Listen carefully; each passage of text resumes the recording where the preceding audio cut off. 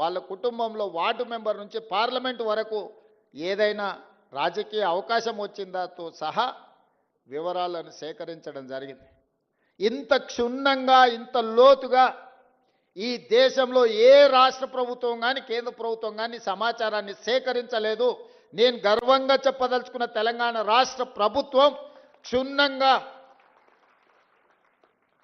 ప్రతి అంశాన్ని పరిగణలోకి తీసుకొని సమాచారాన్ని సేకరించి దాన్ని కంప్యూటర్లో నిక్షిప్తం చేసి ఈరోజు తెలంగాణ రాష్ట్ర జనాభా లెక్కలు తేల్చడం జరిగింది.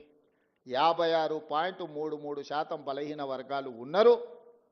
అదేవిధంగా ఎస్సీ ఎస్టీ ఉన్నత వర్గాలకు సంబంధించిన ప్రతి సమాచారాన్ని ఈరోజు సేకరించడం జరిగింది.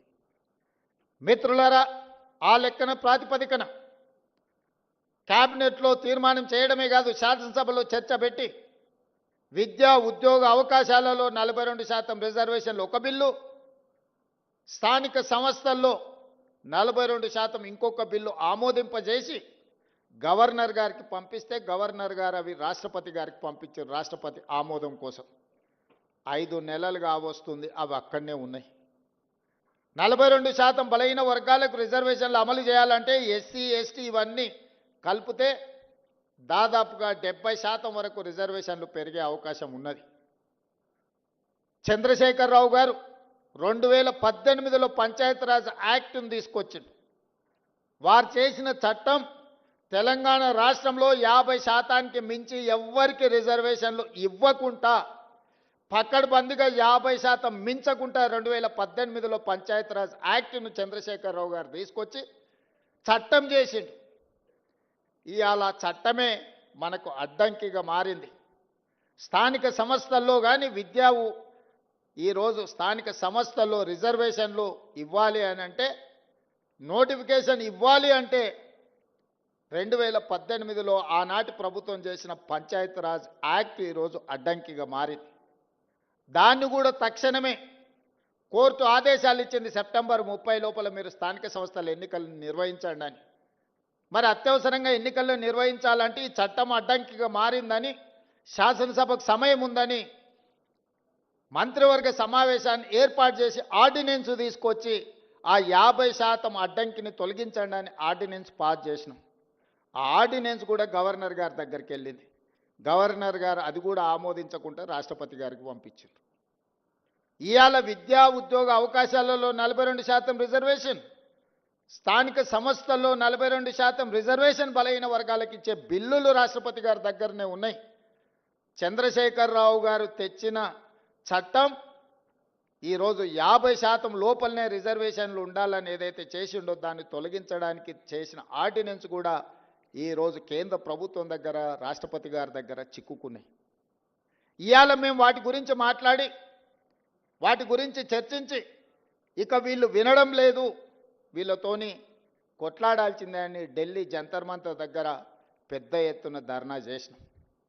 మొత్తం మంత్రివర్గము, పార్లమెంట్ సభ్యులు, శాసనమండలి సభ్యులు, శాసనసభ్యులు, సంఘాల నాయకులందరూ కూడా అక్కడికి వచ్చి వేలాది మంది రోజు మొత్తం ధర్నా చేస్తే దేశంలో వివిధ రాష్ట్రాలకు సంబంధించిన 100 మంది పార్లమెంట్ సభ్యులు, ముఖ్యంగా తమిళనాడు నుంచి, మహారాష్ట్ర నుంచి, బీహార్ నుంచి, ఉత్తరప్రదేశ్ నుంచి వివిధ రాష్ట్రాలకు సంబంధించిన పార్లమెంట్ సభ్యులు అందరూ కూడా మేము అండగా నిలబడతాం, మీ న్యాయమైన కోరిక సాధించడానికి మేము సహకరిస్తామని వాళ్ళందరూ కూడా అక్కడికి వచ్చి మనకు మద్దతు పలకడం జరిగింది.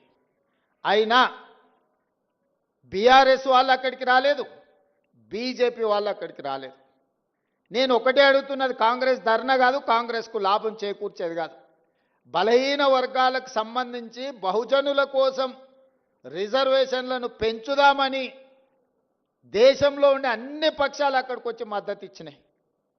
మరి బీజేపీ బీఆర్ఎస్ అక్కడికి రాలేదు, మద్దతు పలకలేదు అని అంటే మీరందరూ ఆలోచన చెయ్యండి అని చెప్పి మీకు విజ్ఞప్తి చేస్తున్నా. నేను ఆరోపణలు చేయదలుచుకోలే, నేను విమర్శించదలుచుకోలే, కానీ సమస్యను పరిష్కరించే శక్తి వాళ్ళ దగ్గరనే ఉంది. ఈరోజు అడ్డుపడుతున్నది కిషన్ రెడ్డి గారు, మోడీ గారు కాదా? ఈరోజు రాష్ట్రపతి దగ్గర చిక్కుకున్న విద్యా ఉద్యోగ అవకాశాలలో 42% రిజర్వేషన్, స్థానిక సంస్థల్లో ఇవ్వాల్సిన 42% రిజర్వేషన్, చంద్రశేఖరరావు గారు తెచ్చిన 50% పరిమితిలోనే రిజర్వేషన్లు ఉండాలని తెచ్చిన ఆర్డినెన్స్ తొలగాలి అని అంటే కిషన్ రెడ్డి మోడీ గారు రాష్ట్రపతి గారికి చెప్పాలి. అడ్డం పడే మీరు తొండి వాదన మొండి వాదన చేస్తారు. ఇందులో మీరు బీసీ రిజర్వేషన్లలో ముస్లింలను కలిపినరని. చదువుకున్న వాళ్ళు, కేంద్ర మంత్రులుగా పనిచేస్తున్న వాళ్ళు, ఈ దేశంలో రాజ్యాంగంలోనే ప్రొవిజన్ లేదు, మత ప్రాతిపదికన రిజర్వేషన్లకు తావు లేదు. మత ప్రాతిపదికన ఏ రిజర్వేషన్ ఉన్నా 2 నిమిషాలలో సుప్రీంకోర్టు కొట్టేస్తుంది. మేము పంపించిన బిల్లుల్లో కానీ, మేము పంపించిన ఆర్డినెన్స్లో కానీ ఎక్కడైనా మత ప్రాతిపదికన 1% 0.1% రిజర్వేషన్ అయినా ఉందా మీరు చూపించండి అని చెప్పి బీజేపీ బీఆర్ఎస్ నాయకులను నేను అడుగుతున్నా. ఎందుకు అబద్ధాలతోని బలహీన వర్గాలను అడ్డుకుంటున్నారు, బహుజనులకు అన్యాయం చేస్తున్నారని నేను ఈ వేదిక మీద నుంచి అడగదలుచుకున్నా. చట్టంలో ఎక్కడా లేదు. నిజంగానే ఒకవేళ ముస్లిం రిజర్వేషన్లను తీయాలన్న ఆలోచన మీకు ఉంటే, మీ సిద్ధాంతమే అదైతే, నాగ్పూర్లో ఆర్ఎస్ఎస్ కేంద్ర కార్యాలయం ఉంటుంది. 1970 నుంచి దాదాపుగా 20-25 ముస్లింలో ఉన్న ముస్లిం మతాన్ని పాటించే సామాజిక వర్గాలకు బీసీ రిజర్వేషన్ మహారాష్ట్రలో ఉంది. మీరు తొలగించగలరా? గుజరాత్, నరేంద్ర మోడీ గారు పుట్టి పెరిగిన గుజరాత్ రాష్ట్రంలో ఈరోజు ముస్లిమ్స్కి బీసీ రిజర్వేషన్లు వస్తున్నాయి. నరేంద్ర మోడీ గారు గుజరాత్లో తొలగించగలరా? ఈరోజు ఉత్తరప్రదేశ్లో బీసీ రిజర్వేషన్లలో ముస్లింలకు సంబంధించిన రిజర్వేషన్లు ఉన్నాయి. ఉత్తరప్రదేశ్ నుంచి ప్రధానమంత్రిగా ఉన్న నరేంద్ర మోడీ గారు మీరు ఉత్తరప్రదేశ్లో తొలగించగలరా? దూదేకుల కానీ, నూరు భాష కానీ, ఇతర ముస్లిం వెనుకబడిన వర్గాలు మొదటి నుంచి బీసీలలో రిజర్వేషన్లు ఉన్నాయి. మన దగ్గర కూడా దూదేకులకు రిజర్వేషన్ ఉంది, నూరు భాష ఉంది. అదేవిధంగా బార్బర్ కమ్యూనిటీ, కటింగ్ చేసే వాళ్ళు ముస్లింలలో ఉన్నారు. కుల వృత్తులు, బట్టలు ఉతికే వాళ్ళు ఉన్నారు, దూది నేసే వాళ్ళు ఉన్నారు. వీళ్ళందరికీ కూడా బలహీన వర్గాల కింద రిజర్వేషన్లు ఉన్నాయి. 50-60 సంవత్సరాల నుంచి వాళ్ళకి రిజర్వేషన్లు ఉన్నాయి. ఇవాళ కొత్తగా ఎవరు ఇచ్చింది లేదు. ఈ ముసుగు దొడుక్కొని, ముస్లిం ముసుగు దొడుక్కొని బహుజనులకు అన్యాయం చేయాలి, బహుజనులకు రిజర్వేషన్లు ఇవ్వద్దు అని కొన్ని రాజకీయ పక్షాలు అడ్డుకుంటున్నాయి. ఇవాళ నిజంగానే తెలంగాణ రాష్ట్రంలో మేము ఇస్తే, మేము చేసిన చట్టంలో ఎక్కడైనా ఉంటే చూపించండి. అబద్ధాల ప్రాతిపదికన దెబ్బతీయాలి మా ఆలోచనని, రాహుల్ గాంధీ గారి విధానాన్ని. రాహుల్ గాంధీ గారి మీద కోపం ఉంటే వారి మీద ప్రదర్శించండి. చాలా కేసులు పెట్టారు, ఇంకా 4 కేసులు పెట్టండి. కానీ ఆయన నమ్మిన సిద్ధాంతాన్ని దెబ్బతీయడానికి ప్రయత్నం చేయొద్దు అని చెప్పి కేంద్ర ప్రభుత్వానికి నేను విజ్ఞప్తి చేస్తున్నా.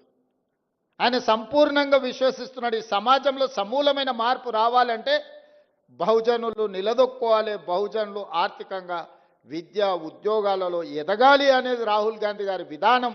ఆ విధానాన్ని అమలు చేయడమే నా బాధ్యత, మా ఉప ముఖ్యమంత్రి బట్టి విక్రమార్క గారి బాధ్యత. రాహుల్ గాంధీ గారు ఏ సూచన చేసినరో 100% అమలు చేయడం మా బాధ్యత.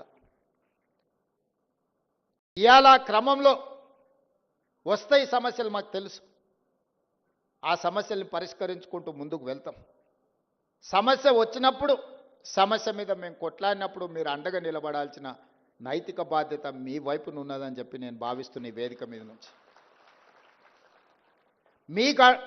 మీకోసమే నిలబడి కొట్లాడినప్పుడు నైతికంగా మీ మద్దతు మాకుంటే మాకింకా ధైర్యం వస్తుంది, దాన్ని అమలు వేగంగా చేయగలము. మీ అందరూ అండగా నిలబడాలి. చివరగా ఇంతకుముందు మిత్రులు పొన్నం ప్రభాకర్ గారు చెప్పారు, ఉస్మానియా యూనివర్సిటీ వైస్ ఛాన్సలర్ వస్తే నేను చెప్పిన, ఇప్పుడు గ్రామాలలో ప్రభుత్వం దగ్గర భూములు లేవు.